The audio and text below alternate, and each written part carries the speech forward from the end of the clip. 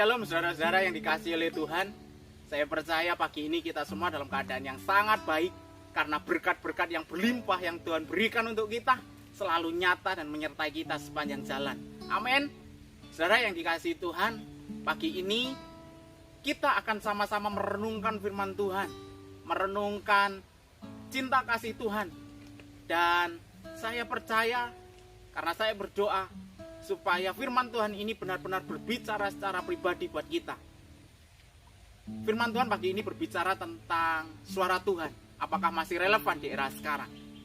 Karena kita tahu bahwa sepanjang penulisan Alkitab, sepanjang sejarah Alkitab, suara Tuhan mengambil peranan penting, mengambil peranan sentral, mengambil peranan utama kepada setiap tokoh-tokoh Alkitab, kepada setiap penulis-penulis Alkitab. Kita tahu mulai dari penciptaan Adam dan Hawa, kisah-kisah para nabi, sejarah di kitab Perjanjian Lama, sampai dengan Perjanjian Baru, kelahiran Yesus, kisah di era kerasulan, sampai kepada penulisan kitab Wahyu. Semua penulis Alkitab, semua tokoh-tokoh Alkitab kita dapat membacanya. Mereka mendengarkan suara Tuhan dan mengikuti suara Tuhan sebagai tuntunan dalam hidup mereka. Tetapi pertanyaannya, apakah di era sekarang masih relevankah suara Tuhan ini untuk kita dengarkan? Karena perkembangan zaman membawa peradaban yang semakin maju, kemajuan teknologi yang sangat signifikan, ternyata juga membawa dampak yang tidak hanya dampak yang baik, tetapi juga dampak yang membuat satu sama lain saling bersaing. Kompetensi kini semakin ketat, saudara-saudara. Dan akhirnya spekulasi, rasio, prediksi, perhitungan-perhitungan itu yang lebih sentral hari-hari ini.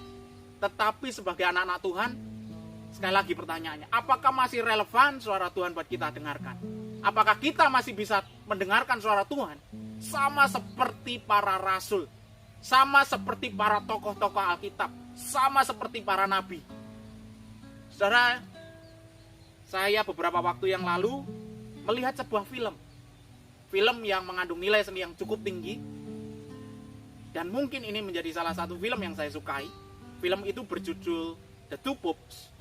Film ini bercerita tentang terpilihnya Paus Benediktus XVI sebagai paus, sebagai pemimpin tertinggi umat Katolik, sampai beliau mengundurkan diri dan Kardinal Bergoglio dari Argentina menggantikannya sebagai paus dan menyebut dirinya Paus Fransiskus. Saudara yang dikasihi Tuhan, dalam film ini di sebuah scene-nya ada percakapan di antara Kardinal Bergoglio dengan Paus Benediktus XVI.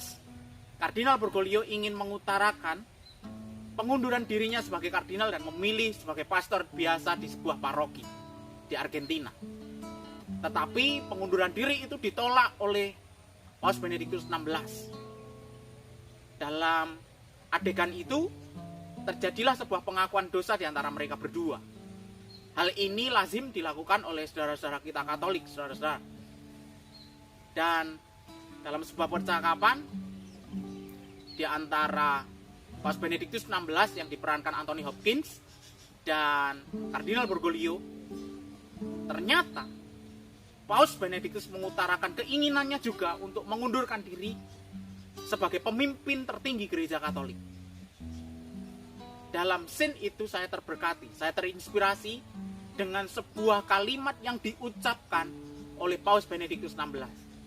Kira-kira ucapannya seperti ini, saudara-saudara, bahwa selama dia hidup sejak kecil, Paus Benediktus XVI ini, atau yang nama aslinya adalah Joseph Ratzinger, dia selalu mendengarkan suara Tuhan. Tetapi beberapa waktu ini dia kehilangan suara itu. Dan sampai pada akhirnya di 2 hari terakhir ini dia dapat kembali mendengarkan suara Tuhan, dan dia memilih untuk mengikuti suara Tuhan itu. Saudaraku yang dikasihi Tuhan, apakah suara Tuhan masih menjadi bagian penting dalam hidup kita? Masih menjadi bagian yang utama untuk kita dengarkan? Atau lebih parahnya, apakah kita masih bisa mendengarkan suara Tuhan di era akhir zaman ini?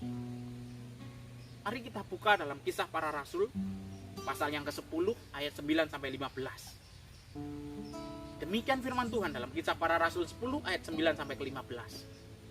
Keesokan harinya, ketika ketiga orang itu berada dalam perjalanan dan sudah dekat kota Yope, kira-kira pukul 12:30 hari, naiklah Petrus ke atas rumah untuk berdoa. Ia merasa lapar dan ingin makan. Tetapi sementara makanan disediakan, tiba-tiba rohnya diliputi kuasa ilahi. Tampaklah olehnya langit terbuka, dan turunlah suatu benda berbentuk kain lebar yang bergantung pada keempat sudutnya, yang diturunkan ke tanah. Di dalamnya terdapat pelbagai jenis binatang berkaki 4, binatang menjalar dan burung. Kedengaranlah olehnya suatu suara yang berkata, "Bangunlah hai Petrus, sembelilah dan makanlah." Tetapi Petrus menjawab, "Tidak Tuhan, tidak. Sebab aku belum pernah makan sesuatu yang haram dan yang tidak tahir." Kedengaran kedua kalinya suara yang berkata kepadanya, "Apa yang dinyatakan halal oleh Allah, tidak boleh engkau nyatakan haram."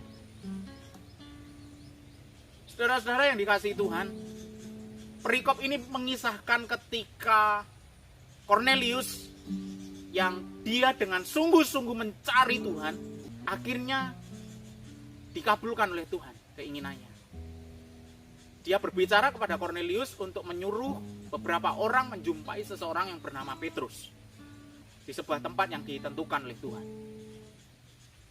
Dan di saat yang lain, ternyata Tuhan juga menyingkapkan kepada Petrus suatu penglihatan seperti yang kita baca dalam ayat tadi.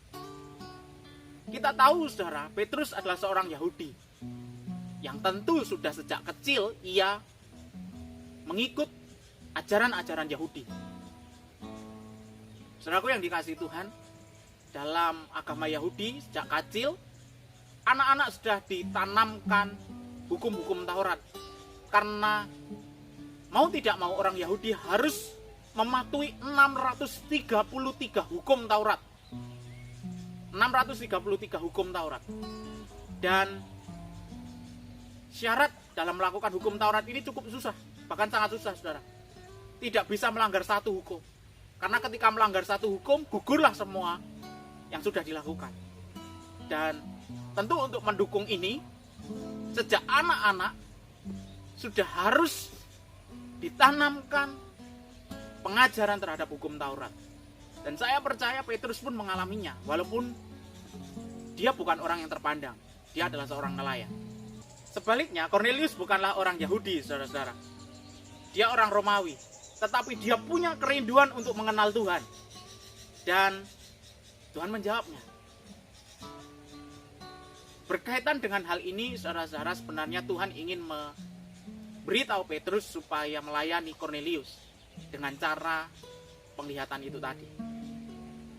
Kenapa harus dilakukan cara itu? Supaya Petrus tahu bahwa keselamatan yang Tuhan sediakan di dalam Yesus Kristus tidak semata-mata bagi orang Yahudi saja, tetapi juga bagi orang-orang lain. Dan Petrus harus mengawalinya dengan Kornelius. Saudaraku yang dikasihi Tuhan, kadang suara Tuhan berbicara lantang dan harus bertentangan dengan pikiran, dengan perasaan, dengan kehendak kita.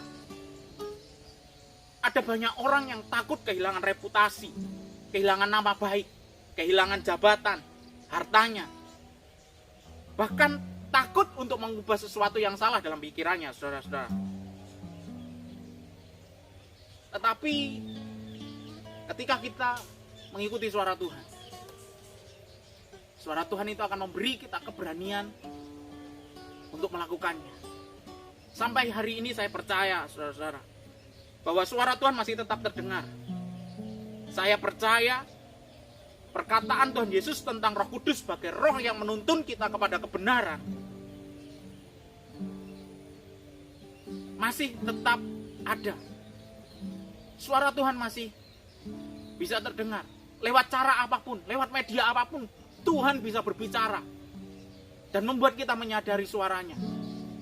Bahkan kalau ada orang-orang lain yang mendengarkan suara Tuhan bahkan secara audible, Saya percaya, saya meyakini itu bagian dari pengalaman rohani yang nyata, saudara-saudara. Tetapi persoalannya, ada 3 hal yang menjadi pusat hidup manusia, saudara-saudara. Yang pertama adalah dirinya sendiri. Yang kedua adalah orang lain. Dan yang ketiga adalah Tuhan. Hanya orang yang memusatkan hidupnya kepada Tuhan, dia akan dipenuhi oleh roh Tuhan. Dan orang yang penuh oleh roh Tuhan ini, yang mampu mendengarkan suara Tuhan, bahkan mampu melakukan apa yang Tuhan suarakan dalam hidupnya. Maka sesungguhnya sebagai orang percaya, bahwa mendengarkan suara Tuhan adalah bagian yang harus dilakukan. Tidak bisa tidak. Rasio, perhitungan, spekulasi, prediksi mungkin bisa jadi masukan, tetapi bukan itu yang utama. Yang utama adalah suara Tuhan. Yang utama adalah suara Tuhan. Sekalipun suara Tuhan harus bertentangan dengan hati nurani kita, dengan pikiran kita, dengan perasaan kita, seperti yang dialami Petrus tadi. Tetapi percayalah, ketika engkau mengikuti suara Tuhan itu akan menuntunmu kepada sesuatu yang tidak salah. Karena sekali lagi, dalam kitab Yohanes mengatakan bahwa Dia menjanjikan roh yang menuntun kita kepada kebenaran. Roh itu adalah Roh Kudus. Dan Roh Kudus akan senantiasa bersuara kepada orang yang merindukan suara Tuhan. Suara Tuhan akan membawa kita kepada sesuatu yang mustahil untuk kita alami, tetapi kita mampu melewatinya. Suara Tuhan bisa berupa kesan yang kuat di dalam hati kita, yang harus kita uji. Tetapi apapun itu, pilihlah untuk mendengarkan suara Tuhan, saudara-saudara. Berkaca kepada tokoh-tokoh Alkitab. Mereka mendengarkan suara Tuhan. Daud mendengarkan suara Tuhan.